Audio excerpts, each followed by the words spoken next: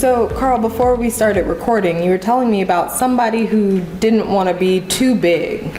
Tell that story. So I've got a very, very dear friend of mine that is a mortgage broker and is in partners with somebody, Right. and they own a successful mortgage brokerage, right?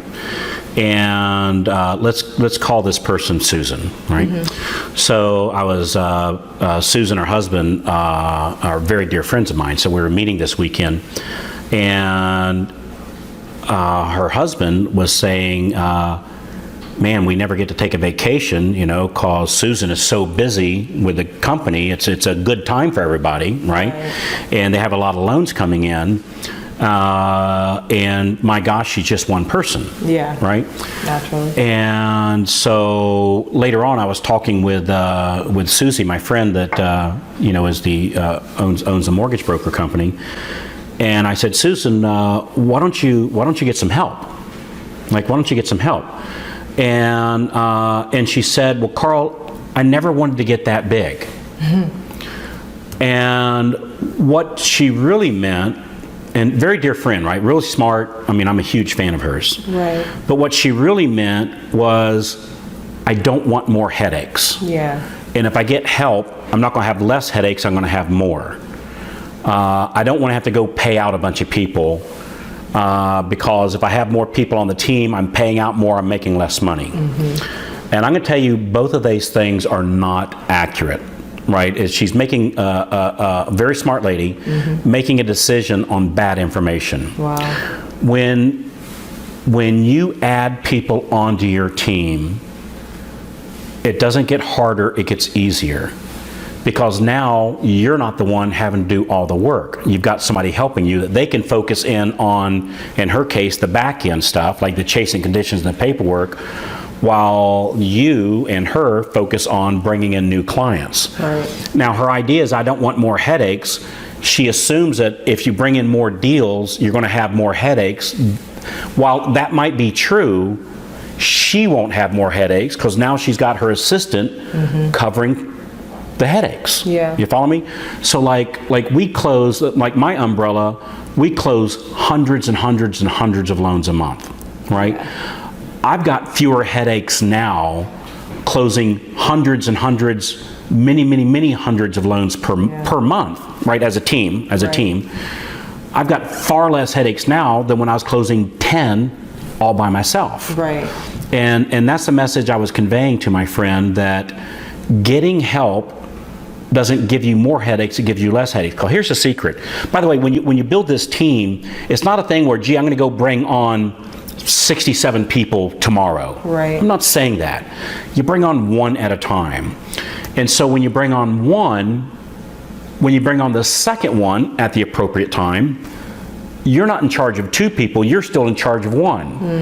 That whoever was the first one is now in charge of the second one. Okay. And then if I get a third member on my team, the first one is now in charge of number 2 and number 3. I'm just supervising, managing, for lack of better words, one person. Right. My help manages my downlink. Does that make sense? It does. Because otherwise I end up doing all this managing, and typically us salespeople, we may or may not be great managers. So I run 2 separate companies. I'm a branch manager for a mortgage company that I don't own, by the way, but I'm a branch manager with a very, very, very large team, and I own a training company. Right. But I hate using the word manage because it's more of a partnership, but I'm just going to use that word just for description. So and she really manages me, let's just be honest here. So I manage Michelle Anderson, mm-hmm. On the mortgage side. Amazing young lady. She's far more talented at that than I am. And so she runs that whole division, which is just phenomenal. It just does a really great job with it.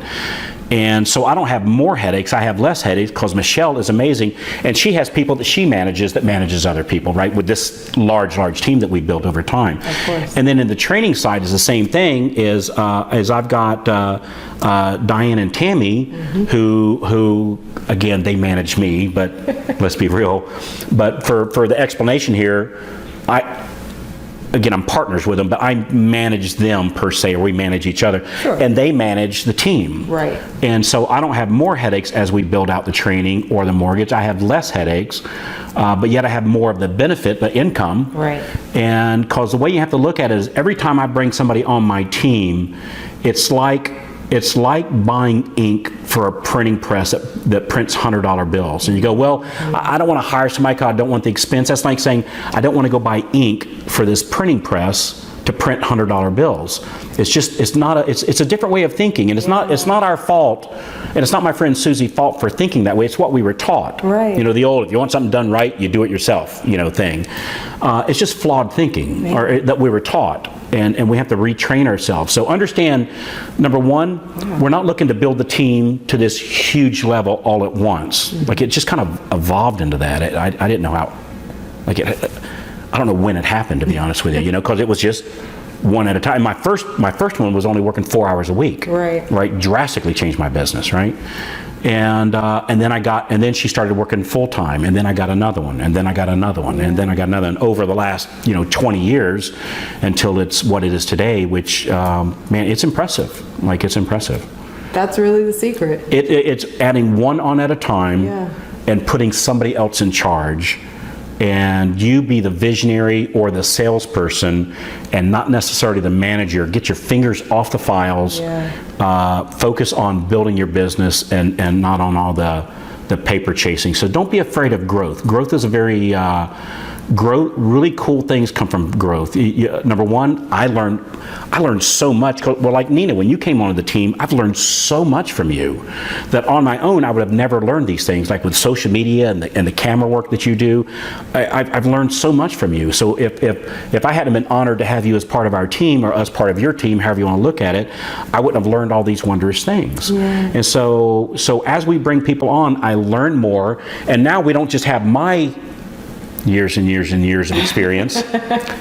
We have yours too. Yeah. And so it's like a 1 + 1 = 18 kind of thing. So don't fear building a team. If you'd like to go over, like, who do you hire first? Where do you find them? What do you pay them? How does it work? Bonuses, how does that work?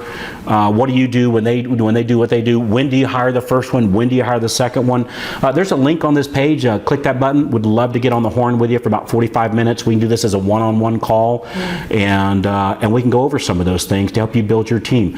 Growth is a wonderful thing, because wonderful things happen. And it's not just that, gee, now we get to go buy the Ferrari, so to speak, right? Yeah. Nothing wrong with that, by the way. Of course not. But it's being able to help other families, other people, helping people in our, I know this sounds corny, but it's real. It is. Helping other people in our community, helping charities, people that are less fortunate. Man, there's just, anybody, let me tell you something. This is off topic here. Anybody says that money won't buy you happiness hasn't given enough of it away. Wow. That's I'll get emotional about this. So growth is a good thing. It's not a bad thing. You just have to do it the right way, and we'd love to talk to you about it. So did I cover that? Click the link, guys. Yeah. Hey, well, thanks for having coffee with Carl and Nina today, and we'll talk to you when you call in.